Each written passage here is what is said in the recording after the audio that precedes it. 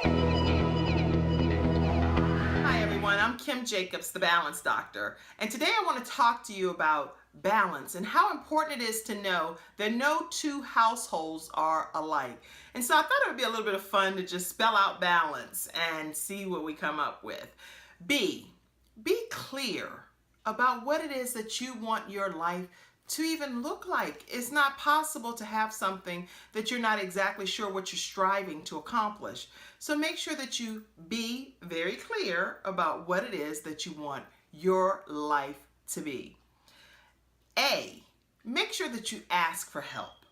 As you're going through this journey and attempting to balance everything that you have to balance as a woman, all of the different roles and responsibilities that you literally play, and all of the demands that are placed on you, having to run children back and forth to different sporting events and dance recitals and after school activities and doctor's appointments. If you have children, that is very overwhelming. And most times you're actually booking things at similar times because that's just the time that the event takes place. So you have to get other people involved and ask for the help that you need. Now, obviously, when you're asking for help, you're asking from someone that you trust around your children if you have children.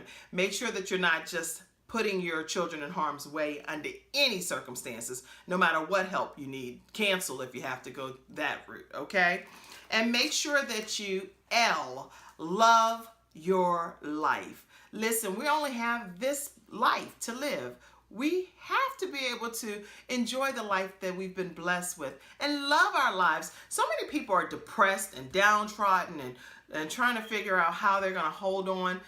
I really believe that that's a mindset. It's something that we can officially do something about right away, starting today, to make a conscious decision to be able to love the life that we are given. And ways that we can do that is, number one, don't take any moments for granted, because not every moment is even guaranteed. So don't take any opportunities to not be grateful for the opportunities and the time that God has blessed you with your family, your friends, your parents, your co-workers, your church members.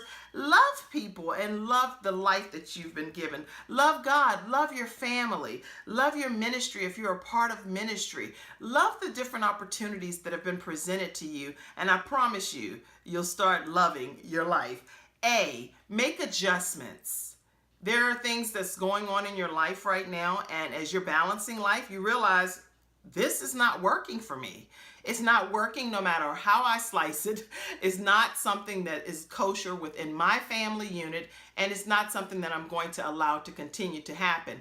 Why in the world would we continue to do something over and over again if we see that it's not working in your favor right now?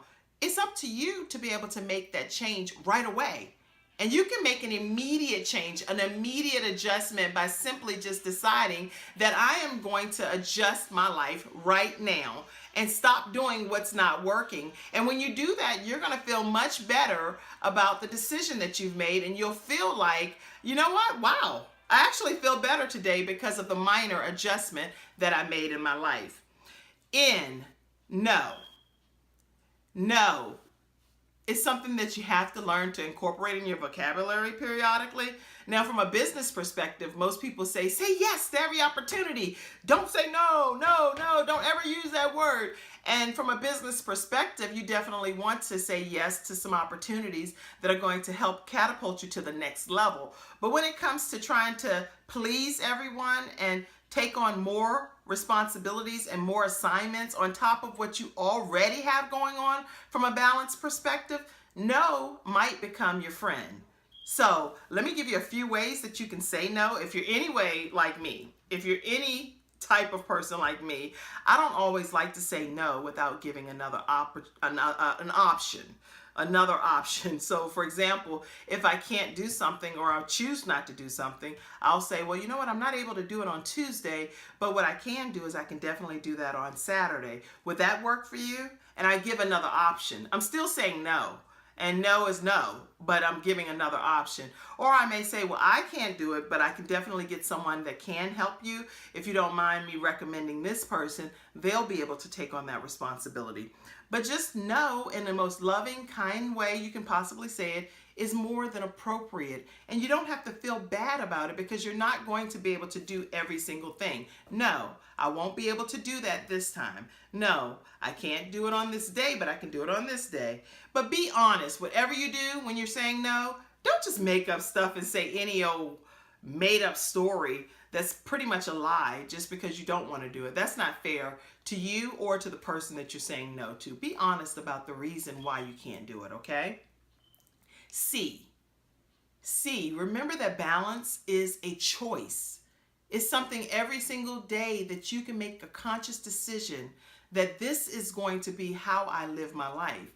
I am making a conscious decision and a conscious choice to be able to say that today is going to be a great day. It's going to be a day that I spend time with my family. I eat dinner with my family. I take my children to the activities that they have to be involved with, and make sure that I choose how I want that day to look and how I want that day to be as far as the outcome that I would like to have with my family unit. Now, there are a lot of things that come up that are way out of our control. We can't control the weather. We can't control what other people do to us. We can't control if there is some situation that happens that's way beyond our control, because we start out that day and then something very bad happens in that day that was beyond our control. That's different. But the things that we have control over, we need to make a choice as to how we use the time that we've been given, and make sure that we prioritize and know that we're not just going to just let any old thing happen in our day without being more in control of what we do have the opportunity to choose to be in control of. So every day we can decide what we want that day to be and not just waste time. A lot of times people are wasting time watching shows all day long and talking on the phone, having frivolous conversations that do not amount to anything. People are pulling them down and tugging on them and taking up every moment of their day only for them to not get anything accomplished. And when that happens, again, that's how you chose to spend your day. So stop wasting time. Write down, where do I waste my time currently? Make a list of every single moment and what you do to spend time during that moment and where you spend your time, and decide, is this fruitful? Is this productive? And if not, choose tomorrow to utilize your time differently. E. Now, because I am a pastor's wife and I am a Christian, I definitely always speak from the perspective of my Christian belief. But again, everybody has different beliefs, and you can choose to hang your hat on whatever you choose to hang your hat on. But for me, E is eternity. And because I know that I am going to have a place that I will go after this particular life, then I want to always make sure that the things that I do today will determine how my actual outcome of my life is eternally. So I don't do anything that I would want to regret in this lifetime, whenever I know that in the future that I'm going to go to a place that I believe that God has prepared for me. Actually, I'll give you that scripture. John 14:3 says, "And if I go and prepare a place for you, I will come again and receive you unto myself, that where I am, there ye may also be." And I am very much looking forward to my eternal resting place, because I believe that that's where my son, my 12-year-old son, Gabriel Michael Jacobs, is. And I believe that he's in heaven. And so I have to reunite with him one day. Anytime heaven has my son, I got to get to heaven. So E is eternity for me. So those are some of the things that I wanted to share with you from a balance perspective. And I was actually asked to spell out balance it all. And so I'll tell you, I is individualized family plan. Create a plan for your family that's going to be customized so that you can focus on your children and focus on the areas that they need the most attention in. For example, we have a son that may need to be having a higher boost of confidence. So with him, we'll focus on confidence. We have one son that may say, you know what? He orders a bunch of stuff from out of the country, and I don't want him to be ordering stuff without having proper permission. So we focus on making sure you get permission first before you do anything that you're not supposed to do. So customizing the plan. If somebody's struggling academically, get a tutor for that particular child. Whatever it is that your children or your family members need, customize it by doing an individualized family plan. T, take time for you. If you don't take time for yourself, guess what? You're never going to be able to officially care for others. So I want to make sure that as you're balancing it all, make sure that you take that time for yourself. And the other thing that I have as the final piece is be your authentic self. You don't have to try to be anybody else or be a carbon copy of anyone else, because you are great enough. Who you are is perfect. So celebrate yourself and be exactly what God created you to be as you're going through life and balancing your life. Don't worry about trying to imitate what works for someone else. Do exactly what works for you. List things in order of priority. We all have the same 24 hours in a given day.